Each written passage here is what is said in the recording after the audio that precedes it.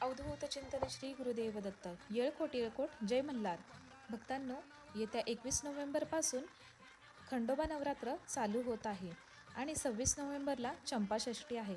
तर या 6 दिवसात आपण सर्वांनी श्री मल्हारी मार्तंडांचा 47 अक्षरी प्रभावी मंत्र रोज 11 वेळा अवश्य पठण आणि श्रवण केल्याने खूप छान प्रचिती येते.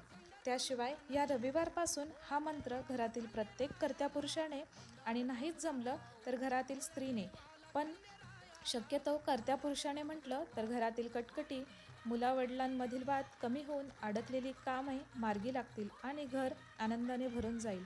मार्तंड भैरवांचा आशीर्वाद मिळवण्यासाठी नक्कीच एकदा तरी हे मंत्र दर रविवारी म्हणत जा. लिंक डिस्क्रिप्शनमध्ये दिलेली आहे. धन्यवाद.